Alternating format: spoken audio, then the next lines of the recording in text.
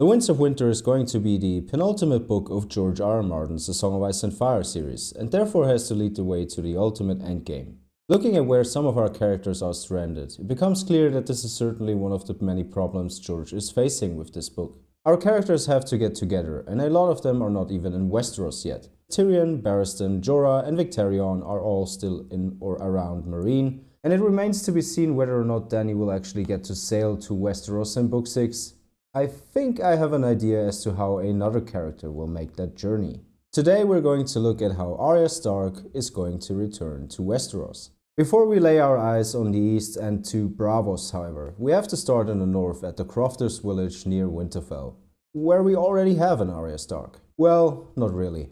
I'm of course talking about Jeyne Poole, Sansa's childhood friend who was forced to marry Ramsay and pretend to be Arya Stark to strengthen the Boltons' position in the north. After Theon and fake Arya escape Winterfell, they eventually end up at the Crofters village, where Stannis Baratheon is currently camped with his army. Theon urges Jeyne to keep her disguised as Arya because that way no one would dare to lay their hands on her. That is also where Justin Massey comes into play.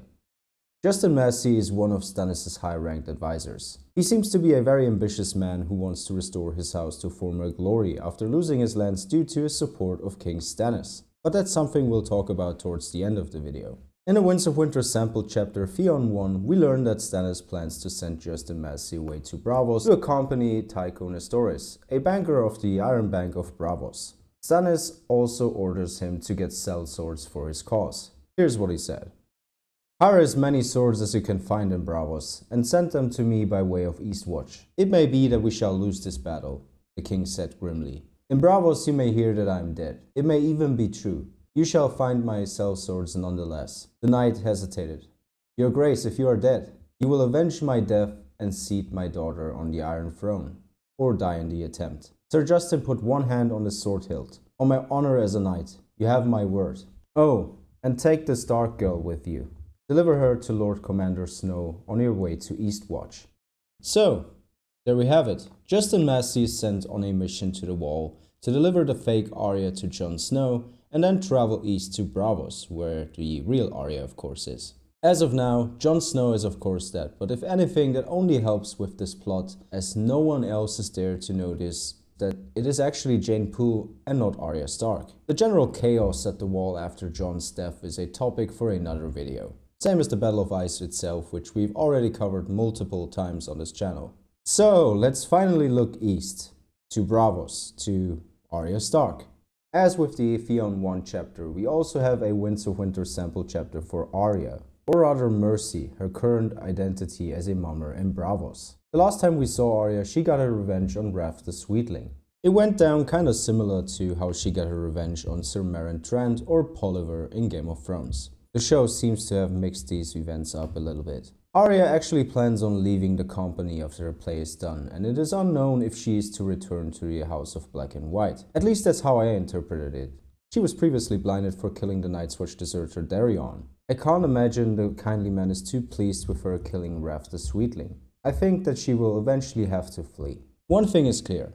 Arya Stark is not going to be able to just leave the Order of the Faceless Men. Jaqen H'ghar just letting her leave in the show like he did never really made sense to me, but as with many things, the lack of magical aspects of George's world in the show probably played a part in that. Arya, like the other Stark children, is a warg, and I think her ongoing direwolf dreams are going to play a part in her eventually deciding to remain Arya Stark. I think she really has to escape the Order eventually, and what better way than hopping on one of Justin Massey's ships to Eastwatch by the Sea, where Arya could be well on her way to meet her brother Jon Snow at Castle Black. But that's, again, a topic for another video. I just think that this would make for a really interesting parallel. Justin Massey traveling to the Wall, to Eastwatch, with a fake Arya trying to deliver her, without of course knowing that it's a fake Arya, and then suddenly he stumbles across this girl who he comes to know in Braavos, and it's the real Arya Stark when he's bringing her home, without knowing it again. I just really like stuff like that. On the other hand, Justin Massey is of course very ambitious, to the point where I actually doubt that he is going to betray Stannis for that exact reason, because it's just too obvious at this point. He urges Stannis to go to Braavos himself, to not engage in the fight, and he's also very aggressive with Asha, of course. So he's clearly after something. So you would think that giving him all these resources is a bad idea, and that's where I just think it's too obvious. And also, we just had the situation with Orain Waters and King's Landing and Cersei. I doubt that it's gonna be a repeat. It just makes for a better story. Let's say Justin Massey hears about what happened in the north, and a girl named Mercy is after a revenge because she just learned that Jon Snow got killed by his own brothers, and she's trying to avenge him. And at some point, Arya definitely has to flee, and it's gonna be by a ship, and this one just happens to sail to the north. I just think it would make perfect sense. There are, of course, other factors that play into this, like the chaos at the wall with Jon Snow, when and if he's going to come back, if Stannis wins at the Battle of Ice. Definitely go check out my other videos for that. I'm not gonna go into that today. This is just a neat, tiny little theory that I wanted to throw out there.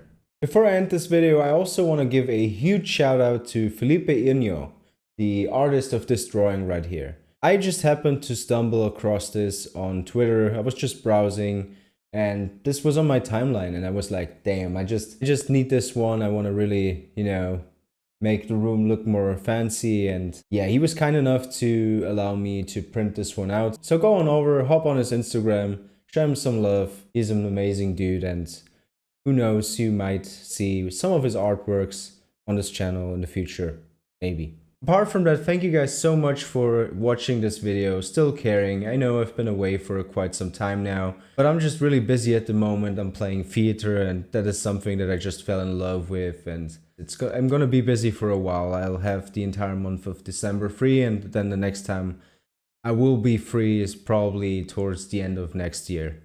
So I will try my best to be as active as I can. I will definitely cover House of the Dragon, and I've got an interview coming up actually in December that you definitely don't want to miss. But I just want to fully embrace this and just enjoy it as much as I can. In turn, the videos that I will be dropping are gonna be of better quality. I wasn't really happy with most of what I was doing back when this channel was still called House of the Stag. So all in all, I'm not going anywhere, but I'm not gonna drop 3 videos a week. I'm not gonna cover every and all George R.R. Martin Winds of Winter updates. I feel like I've said everything I wanted to on the topic of Winds being delayed. There's a 3-part series that I did, where I gave my opinion on why it's late and what problem he's facing. Definitely go check out those videos. And yeah, we shall see where this goes. Apart from that, we have the Hot Take series, the podcast is coming. And you can also catch me on the Grease Goblins channel in December. Yeah, thank you guys for watching. Take care, subscribe, and see you later.